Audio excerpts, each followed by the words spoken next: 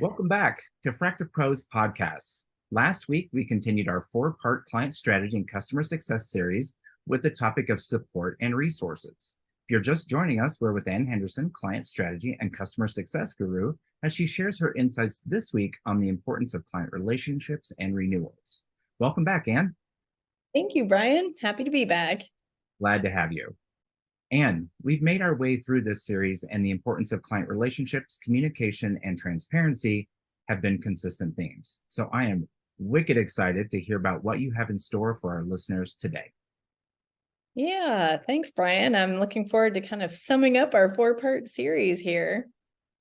Yeah, I'm sad that this is the last of the four, but maybe we can find other topics. So I can talk about just about anything. All right.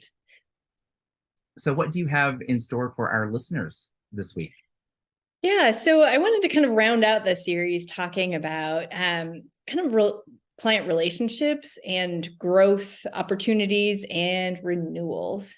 So essentially everything that happens post go live, once you're recognizing revenue. And the key theme that I really want folks to think about is setting up the relationship with your clients so that you can be viewed as a partner and not necessarily just a vendor.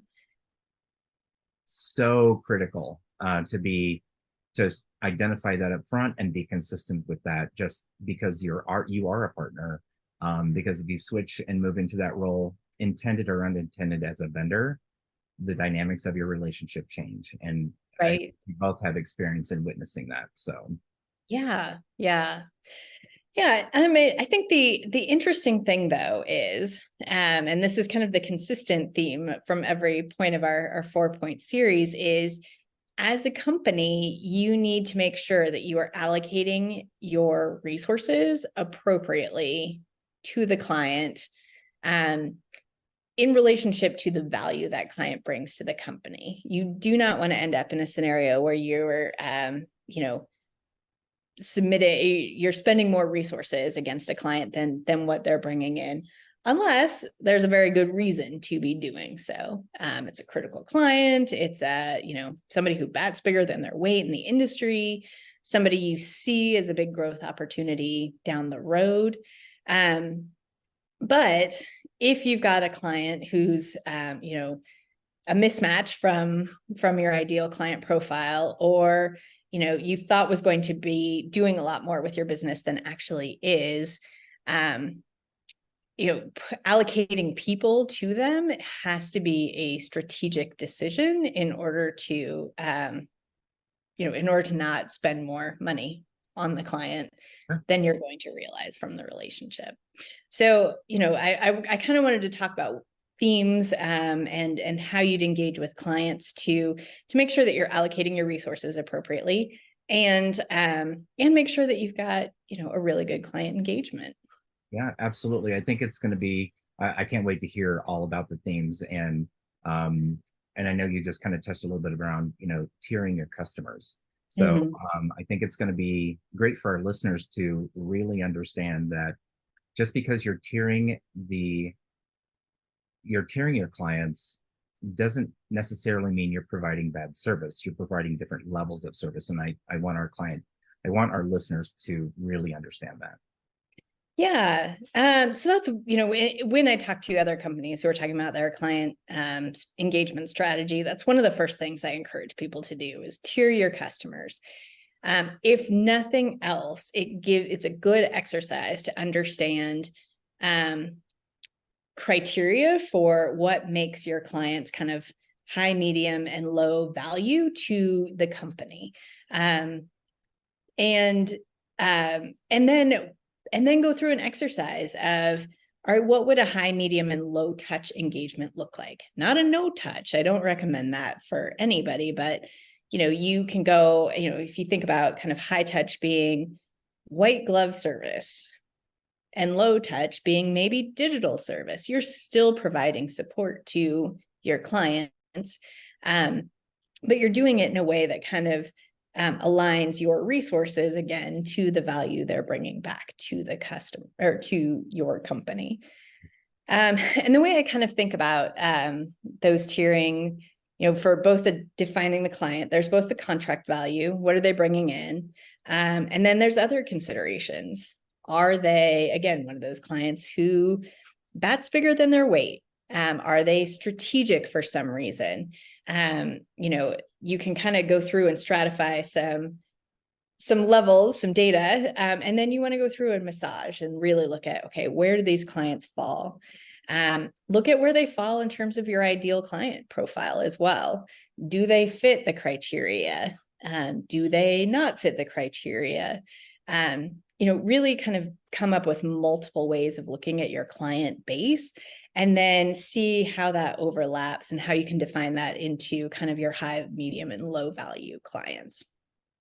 And then correspondingly, once you've stratified and tiered your clients, think about what the high, medium, and low touch engagements would look like for your team. And I think it's really important to balance out for your resource allocation. So, for some ways that you could look at high, medium, and low touch would be, people assignments. Do they get do the high touch clients get a more senior account manager or CSM, or do they get somebody who gets to spend more time with them than that person might be able to spend or should be spending with some of the low touch engagement folks? What's the meeting frequency you're having with these high tiered accounts?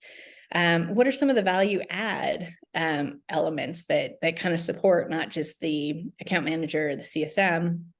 Are there additional tech support services you can tier out or training resources that you can tier out? And typically what I see happening is, you start with a base of kind of digital resources for your low touch, right? You've got a digital touch that's your base package. And then you start layering on maybe more meetings or new reports or new feature functionality or something for your medium touch clients.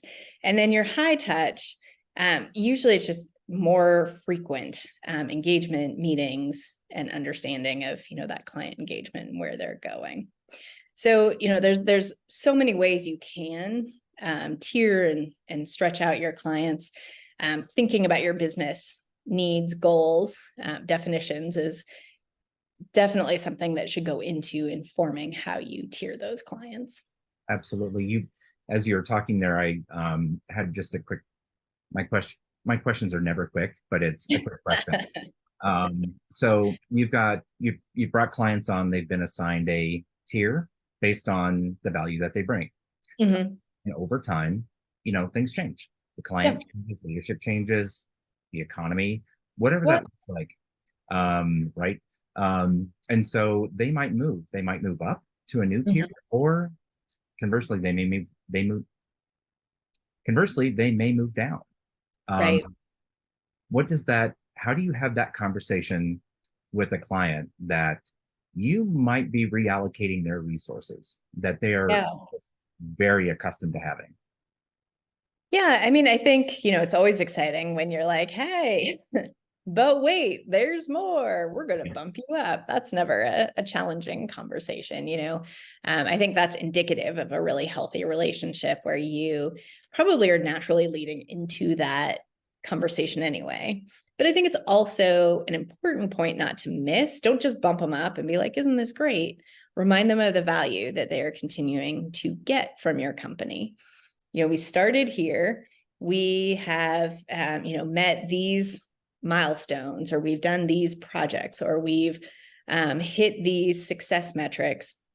Remind them of the reason why they're continuing to use your product or services or people more, right? You're using us more because we are doing a good job.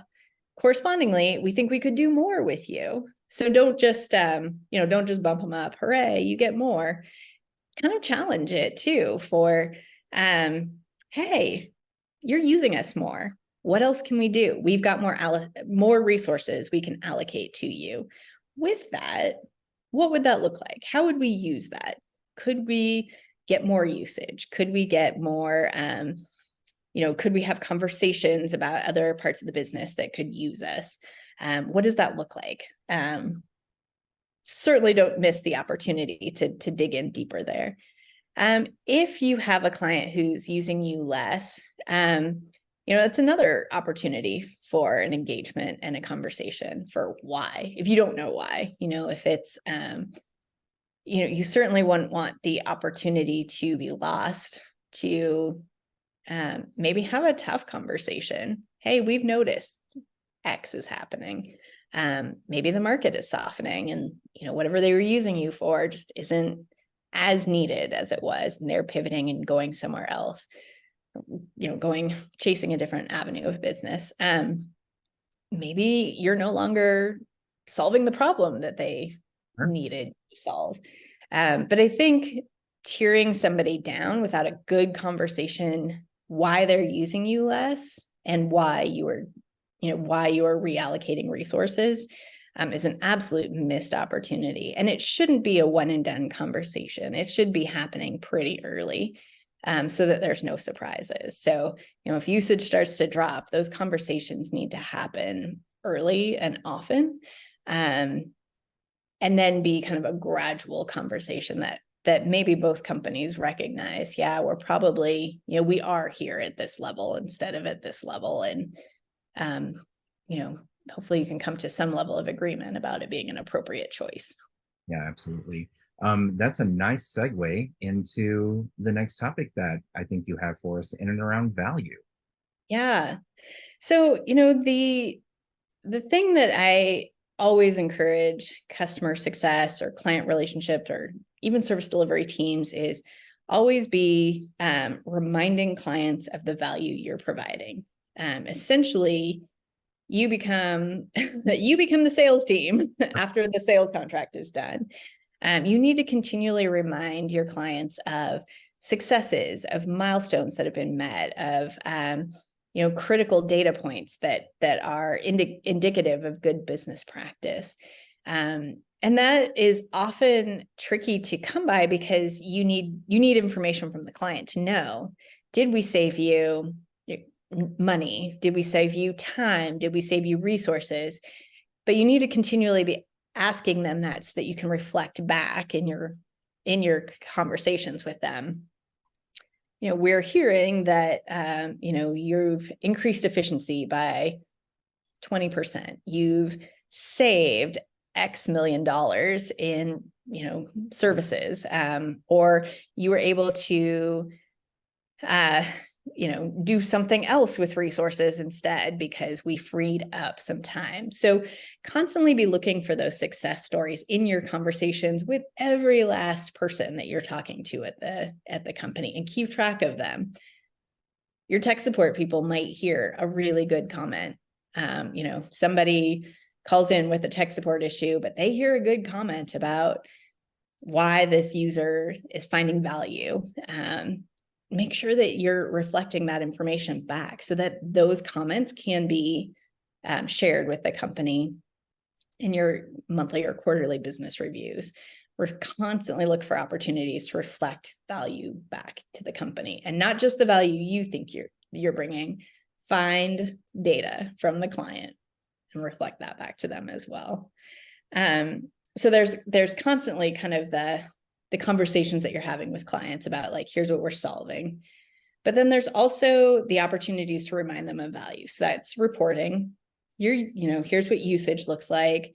Usually your sales or marketing teams have come up with some level of kind of industry specific metrics around what that usage could indicate back to the client in terms of potential value. So even if you aren't getting very specific data from your client, you can use some industry benchmarking, and you should be using some industry benchmarking for that. And then, really reminding clients of new feature functionality, or things that maybe you've introduced, or things that maybe they have access to that they aren't using. Constantly remind them of, hey, you have access to this. You should be looking at this. Or, I've noticed that, we rolled out this, but it's not getting great usage. Why is that? Maybe it just didn't have the value we thought it would, but this other thing does. But having that dialogue with your clients, especially your high touch clients, is really valuable and important.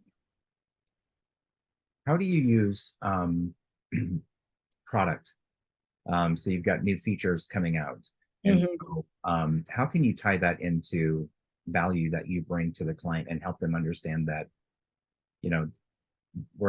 you're adding what someone may look at as a very small feature, but it could have a really large impact if they're using it. So how do you tie that all in together? Yeah.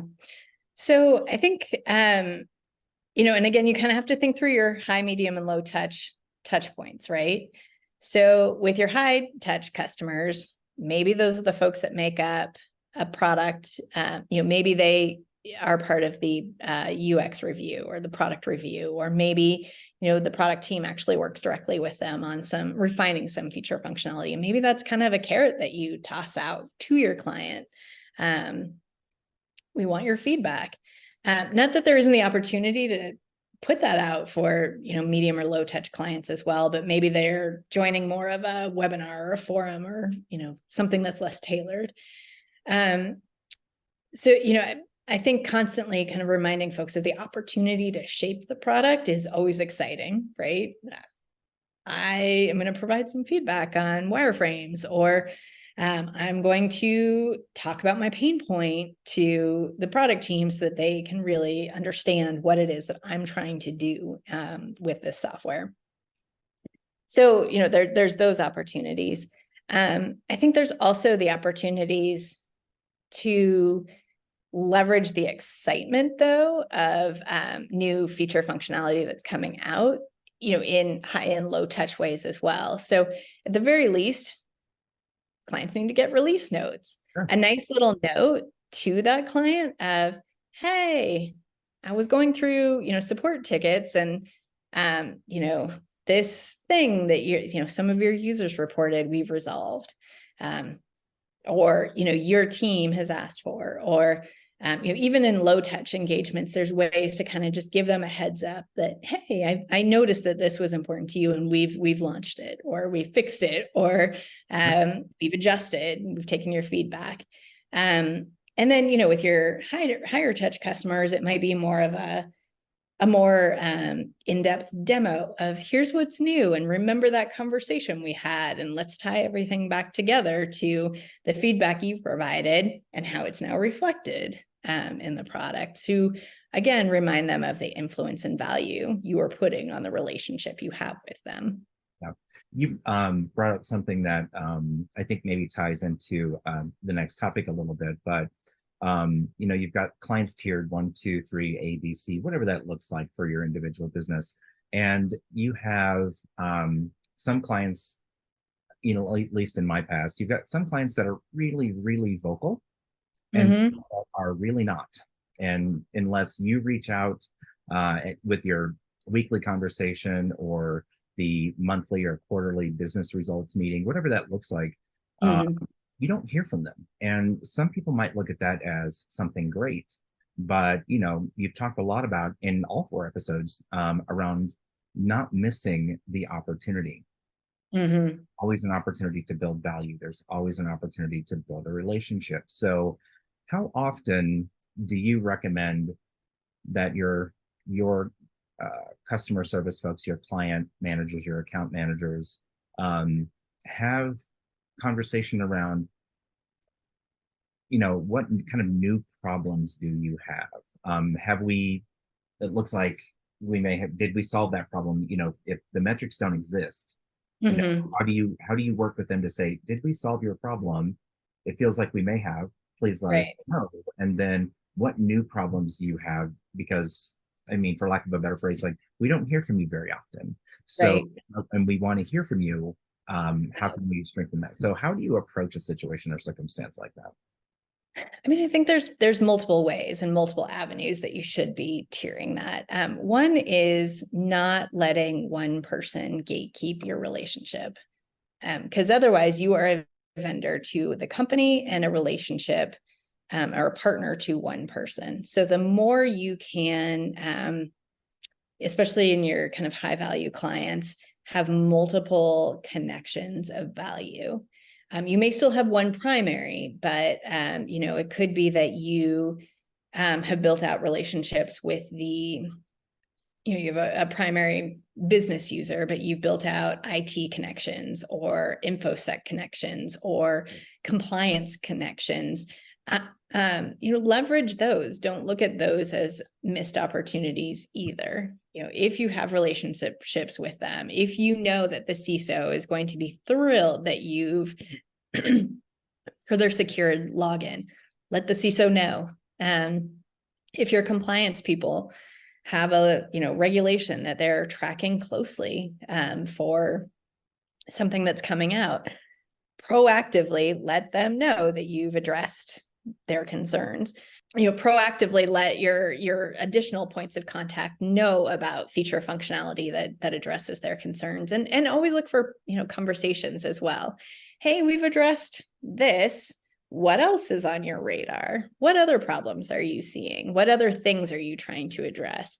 Often, just those quick little questions can provide nuggets back that help you look for upsell and cross-sell opportunities, but also kind of look for other opportunities to leverage maybe what they currently have. Oh, did you know you could be doing this? So those are always good opportunities. I think the other area that's a really good opportunity, and it's the hotness right now in client-facing world, is having a Net Promoter Score survey. And I always want to ask all the things. My surveys could be like very lengthy. I have to edit myself. But I never just send out a survey with just the rank me, 1 to 10. I'm always kind of trying to prioritize another question or 2 or 3, sometimes 4. There's always things I want to ask. Sure. But if you're putting an opportunity out for a client to give you a rating, look for those digital pieces of feedback, and those go out to your users, right? So your Net Promoter Score is kind of going to go out either through the product or through maybe a survey via email to your user list. And that's going to be a wider group of people to solicit feedback. So if you aren't hearing from your main point of contact, you can still get feedback and then reflect back to them. Hey, we just got our quarterly surveys back. Can I share some feedback from your team? This is where they're pretty excited about working with us. This is where I see some opportunity for us to make some improvements. I'm going to share that with the product team. This is where I think I'm seeing some business challenges you guys might be having that touch us but aren't ours to resolve. Can we talk about that? So I can just provide you with the feedback to do something as well. Customers, I think, need that feedback for really, again, because you're a partner and not just a vendor, here's opportunities that you can improve as well. You can take it or leave it, but I have the feedback and I'm going to share that with you. Yeah, I think I think a clear distinction, how they treat you as a partner or a vendor isn't delivering that feedback. So if they're not open to receiving that feedback, then I think that would be a clear indicator that you're a vendor. Yeah.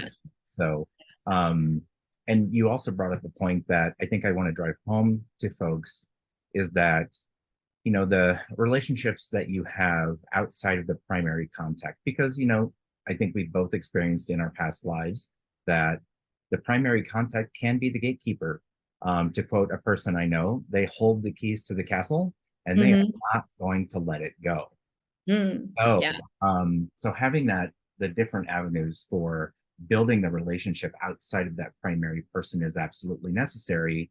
And correct me if I'm wrong, but I think in listening to prior podcasts and our experiences together, that really starts at sales and implementation. So establish those relationships there and keep them going long after implementation. Right. Yeah. I mean, if you really are stagnant with a person, always going back to prior, prior pieces of your engagement with the client is an option.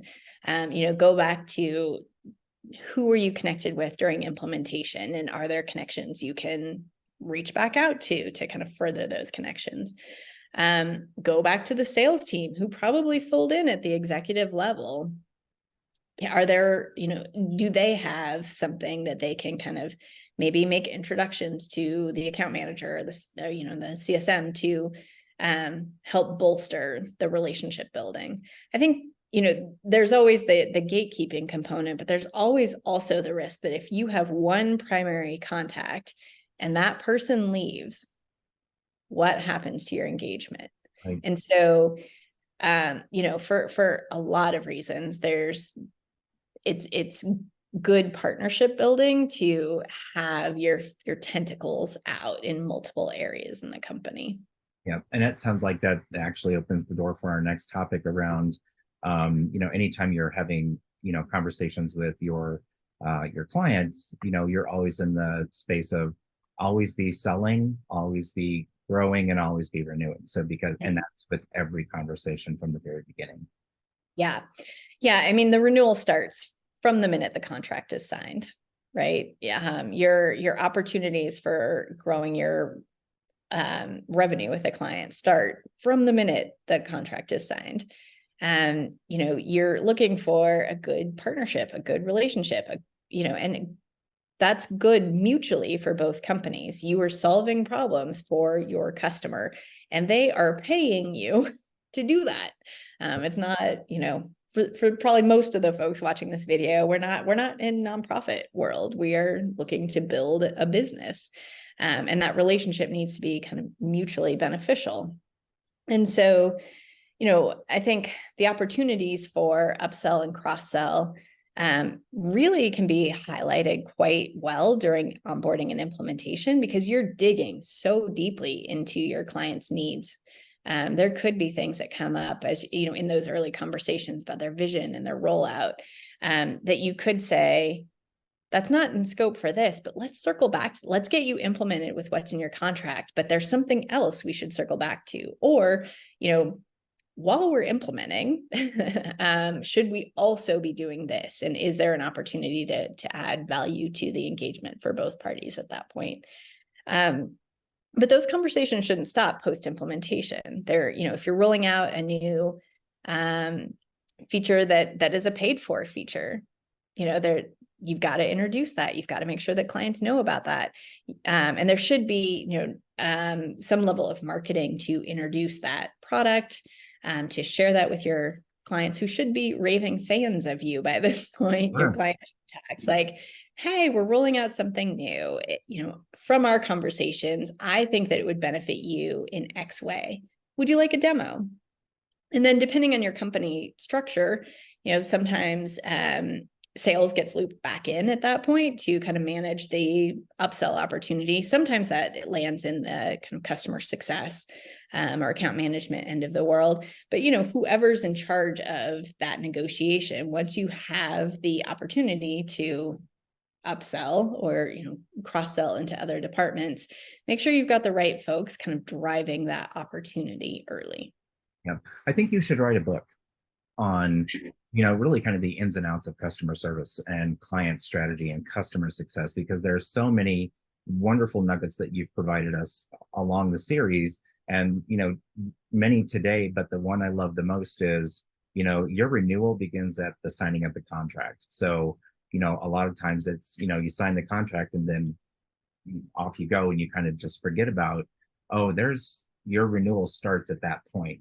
Everything about the relationship, their impression, your impression, because it might be that even on your side, it's maybe not a good fit, and you may not want to renew the agreement as it gets there. And as hard as that is for, folks to turn away revenue, sometimes it's just that relationship is not a good fit. Right. And that would be where you're spending more resources on the account than they're bringing in. You've got to watch for that. It's a really easy pattern to want to keep clients, and you'll throw anything you can at them.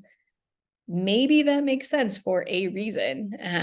But often you've got to have your eyes wide open that you are spending more on this account, resource wise, than what is coming in. So there's got to be a good reason for it. And folks should really work to identify how much you're spending. So there's metrics and models, and like they should identify that on a per client basis they're spending X dollars, X dollars, X dollars. And if you've got someone that's at tier 3 but you're spending tier 1 dollars, and when did that happen? How did you reach that point? So there are so many metrics that people can really tap into, create models, so on and so forth. Yeah, and hours tracking administratively is my least favorite thing to do until I get the data. Right. and then it's invaluable. And it's one of those things that I'm constantly reflecting back to my team when I'm chasing them down for, like, you got to put your hours in. It's not that I'm concerned about you not spending your 40 hours of company time appropriately. I trust that you are doing more than is required. What I am trying to do is make sure that we are appropriately putting you and your valuable time in the right spots, which is where I need to support you, by making sure strategically we've got time aligned to the right spots. So that's always a challenge and no fun to enter in your time at the end of the day or the end of the week. But gosh, that data is so valuable and such a good conversation to go back to your finance team or your CFO and say, help me quantify dollar-wise what we are spending our time with. Are we spending it appropriately? And then elevate those conversations to the appropriate leadership for, here's what we're spending on our high touch clients, medium touch and low touch. And here's the outliers. We're not spending enough time on this high touch client. We're spending too much time on this low touch client. Let's swarm around how we're going to fix this. And I think it's also important that, leadership at all levels, from the CEO down, whatever that looks like, has that kind of mindset. Because if they have the mindset that you throw anything at the client to keep them happy, which includes resources regardless of value they bring to the organization, that's going to be detrimental to all of your clients, as well as your department and perhaps your sanity. Yeah. And I think the other thing you can always look at in these cases, because again, you're a partner to the client, right? So you've got a low touch customer who is needing more resources than they should. Sure. Are you in a position to monetize some of the services that they need? So, you may have a product, but you can also monetize your people and their expertise. Hey, low touch customer, your usage is, it's growing. But it seems to me like you need more training or you need more technical support, than what we're providing at your level. Would you like to package? Would you like to buy up, into another tier? Would that provide value to you as a customer? Again, we're in a partnership, right? I'm not just a vendor, but I'm a partner. I am seeing a need and I have a solution for you. Are you interested? And I think that's really important to constantly look at. You don't just have to throw resources for free at clients. There are opportunities to give them a menu and let them understand, here's what I have available, what fits your business needs. I see that you need more than what I have right now. Here's some solutions to that. It's constantly educating clients on what their options are, and then they can make the best business decision for themselves. Maybe they want to train a super user who becomes an internal advocate. That's a great scenario. Maybe they do want to buy up more hours or more support packages. Great, you're monetizing now some of the people that you have. But it's another opportunity to kind of right size, again, for high, medium, and low value clients, what you're providing to them. Got it. Absolutely. Wonderful, as always, Anne. So many nuggets of information. Our last question, any pro tips for our listeners on how they can readily apply what you shared today and in prior podcasts in their own organization? Yeah. I mean, I think if there's anything that I want folks to take away, it is you don't have to throw everything in the kitchen sink at your clients if you're not getting value from it. But in order to facilitate, a really healthy, good relationship, you've got to focus on communication and fit and value. And that's consistent from, the very first sales conversation all the way through to what you hope is a long, healthy, productive relationship and renewal, right? So communicating to your client both what they need, but also what you need is critical. I think that in the kind of client-facing end of the world, people can bend over backwards to have what they think are happy clients. But you need a happy company as well. And so it is a give and take between what the client needs and what the company needs in the relationship as well. And what I've found is most often clients are unbelievably reasonable about limits, unless you set them way after the fact and Sure. they feel like you've pulled the rug out from under them. So, really being clear and concise and just open about what you can and can't do from the beginning is so critical to building out that renewal starting at your initial conversation. And always be willing to have that difficult conversation, as awkward and painful and difficult as it may be. You've got Yes. to have you've got to have the conversations. Yeah. And you can find ways to alleviate that stress once you get off the phone, but it's I like tequila. right. Um, but not during work hours, right? Never. Right. Any final tips, Anne, before we wrap up today? I imagine people will have very specific questions. And if they do, I am so happy to reach out and have conversations or email exchanges. But yeah, just keep communicating and keep communicating the good and keep communicating the hard. And it will be a good thing for you to practice and engage with. Absolutely. Well, listeners, this concludes today's episode on the series of client strategy and customer success. So be sure to tune in for more valuable insights and practical strategies to help you unlock efficiency and unleash growth. I'm Brian DeShazer, your host and founder of FractaPro, where we work with you to develop flexible and scalable executive solutions without the need for full-time commitment. Reach out with any questions about our services. If you have any suggestions on topics, please don't hesitate to share them. And if you have any questions for Anne, please contact her directly through LinkedIn. Thank you for listening, and we will talk to you soon. Take care.